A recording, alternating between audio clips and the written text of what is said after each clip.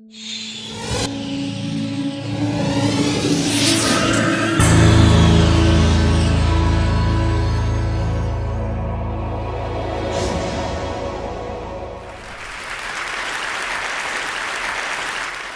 want to address the issue of compassion. Compassion has many faces. Some of them are fierce, some of them are wrathful. Some of them are tender, some of them are wise. A line that the Dalai Lama once said, he said, "Love and compassion are necessities. They are not luxuries. Without them, humanity cannot survive." And I would suggest it is not only humanity that won't survive, but it is all species on the planet, as we've heard today. It is the big cats, and it's the plankton. 2 weeks ago, I was in Bangalore, in India. I was so privileged to be able to teach in a hospice on the outskirts of Bangalore. And early in the morning, I went into the ward. In that hospice, there were 31 men and women who were actively dying. And I walked up to the bedside of an old woman who was breathing very rapidly, fragile, obviously in the latter phase of active dying. I looked into her face. I looked into the face of her son sitting next to her, and his face was just riven with grief and confusion. And I remembered a line from the Mahabharata, the great Indian epic. "What is the most wondrous thing in the world, Yudhishthira?" And Yudhishthira replied, "The most wondrous thing in the world is that all around us, people can be dying, and we don't realize it can happen to us."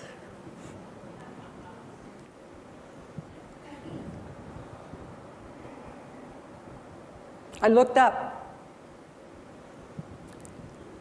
Tending those 31 dying people were young women from villages around Bangalore.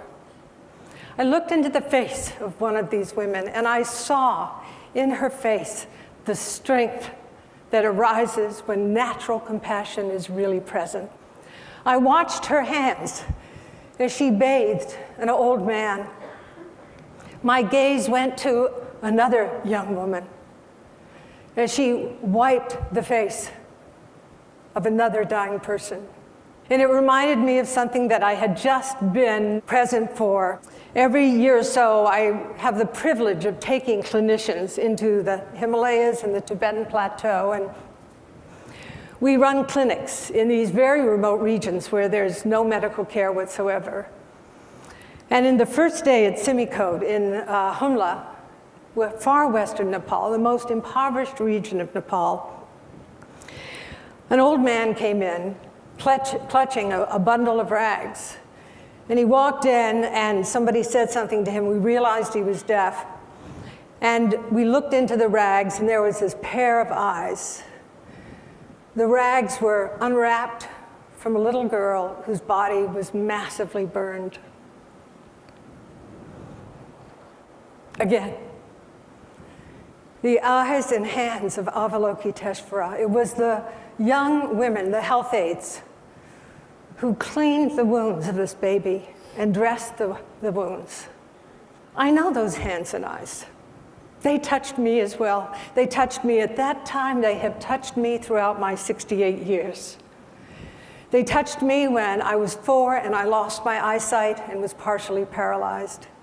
And my family brought in a woman whose mother had been a slave to take care of me. And that woman did not have sentimental compassion. She had phenomenal strength.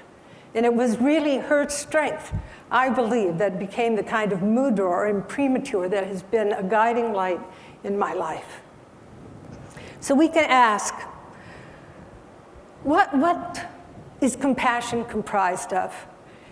And there are various facets, and there's referential and non-referential compassion. But first, compassion is comprised of that capacity to see clearly into the nature of suffering. It is that ability to really stand strong and to recognize also that I'm not separate from this suffering. But that is not enough, because compassion, which activates the motor cortex, means that we actually aspire to transform suffering. And if we're so blessed, we engage in activities that transform suffering. But compassion has another component, and that component is really essential. That component is that we cannot be attached to outcome. Now, I've worked with dying people for over 40 years. I had the privilege of working on death row and in maximum security for 6 years. And I realized so clearly in bringing my own life experience from working with dying people and training caregivers that any attachment to outcome would distort deeply my own capacity to be fully present to the whole catastrophe. And when I worked in the prison system, it was so clear to me that many of us in this room, and almost all of the men that I worked with on death row, the seeds of their own compassion had never been watered. That compassion is actually an inherent human quality. It is there within every human being. But the conditions for compassion to be activated, to be aroused, are particular conditions. I had that condition to a certain extent from my own childhood illness. Eve Ensler, whom you'll hear later, has had that condition activated amazingly in her through the various waters of suffering that she has been through. And what is fascinating is that compassion has enemies. And those enemies are things like pity, moral outrage, fear. And you know, we have a society, a world that is paralyzed by fear. And in that paralysis, of course, our capacity for compassion is also paralyzed. The very word terror is global. The very feeling of terror is global. So our work, in a certain way, is to address this imago, this kind of archetype that has pervaded the psyche of our entire globe. Now, we know from neuroscience that compassion has some very extraordinary qualities. For example, a person who is cultivating compassion, when they are in the presence of suffering, they feel that suffering a lot more than many other people do. However, they return to baseline a lot sooner. This is called resilience. Many of us think that compassion drains us, but I promise you, it is something that truly enlivens us. Another thing about compassion is that it really enhances what's called neural integration. It hooks up all parts of the brain. Another, which has been discovered by various researchers at Emory and at Davis and so on, is that compassion enhances our immune system. Hey, we live in a very noxious world. Most of us are shrinking in the face of psychosocial and physical poisons, of the toxins of our world. But compassion, the generation of compassion, actually mobilizes our immunity. You know, if compassion is so good for us, I have a question. Why don't we train our children in compassion?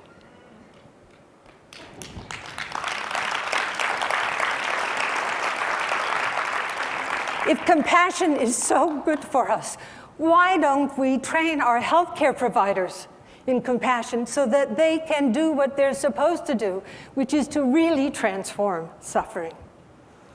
And if compassion is so good for us, why don't we vote on compassion? Why don't we vote for people in our governments based on compassion so that we can have a more caring world? In Buddhism, we say it takes a strong back and a soft front. It takes tremendous strength of the back to uphold yourself in the midst of conditions. And that is the mental quality of equanimity.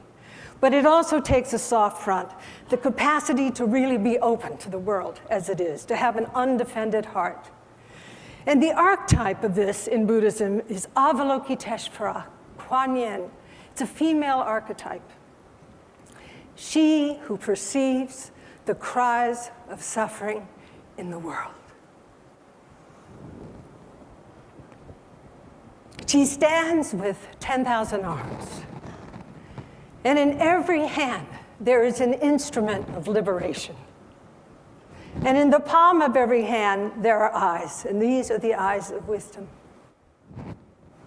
I say that for thousands of years, women have lived, exemplified, met in intimacy the archetype of Avalokiteshvara, of Kuan Yin, she who perceives the cries of suffering in the world. Women have manifested for thousands of years the strength arising from compassion in an unfiltered, unmediated way in perceiving suffering as it is. They have infused societies with kindness, and we have really felt that as woman after woman has stood on this stage in the past day and a half. And they have actualized compassion through direct action. Jody Williams called it, it's good to meditate. I'm sorry, you got to do a little bit of that, Jody. You know, step back, give your mother a break, okay? But the other side of the equation is you've got to come out of your cave. You have to come into the world like a Sangha did who was looking to realize Maitreya Buddha after 12 years. You know, sitting in the cave, he said, I'm out of here. He's going down the path. He sees something in the path. He looks, it's a dog. He drops to his knees. He sees that the dog has this big wound on his leg. The wound is just filled with maggots. He puts out his tongue in order to remove the maggots so as not to harm them. And at that moment, the dog transformed into the Buddha of loving kindness. I believe that women and girls today have to partner in a powerful way with men, with their fathers, with their sons, with their brothers, with the plumbers, the road builders, the caregivers, the doctors, the lawyers, with our president, and with all beings. The women in this room are lotuses in a sea of fire. May we actualize that capacity for women everywhere. Thank you.